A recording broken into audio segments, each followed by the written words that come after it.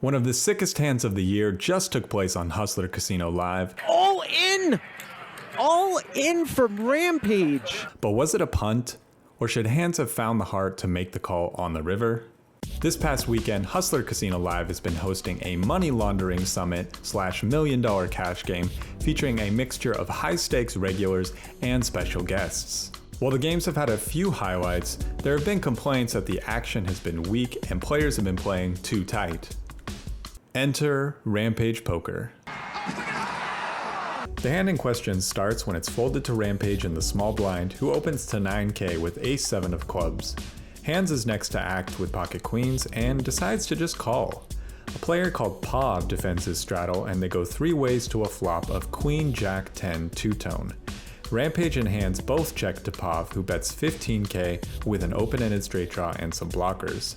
This is where things get a bit spicy as Rampage goes for a multi-way check raise to 50k with backdoor clubs and a gut shot. Handz makes the call with top set and Pav folds.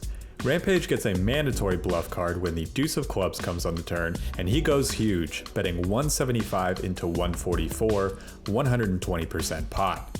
Handz is undeterred and calls once more. The river is a total blank, the 5 of spades, and now Rampage follows through on this insane bluff with the overbet jam for 618,000. Handz takes less than a minute and finally lets it go. Now, I'm not an expert on poker. In fact, my greatest accomplishment in poker is managing to work clips of the TV show Maury into my poker vlog. Sandy? That being said, I do think there were a couple of questionable decisions in this hand. Firstly, why is Handz not 3-betting here?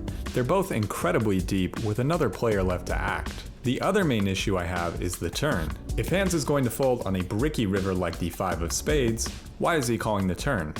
Perhaps he expects Rampage to give up some of his bluffs on the river, but is that really Rampage's style?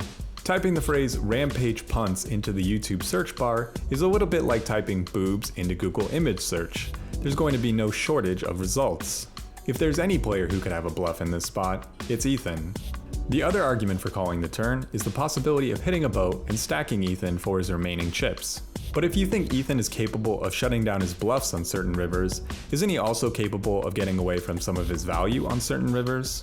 If a queen, jack, or 10 fall on the river, Ethan will know that boats represent a very real portion of Handz' range.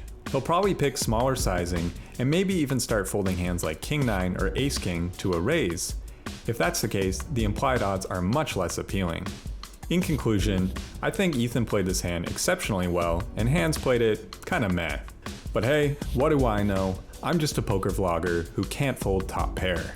Let me know what you think in the comments. Do you agree or disagree with my analysis?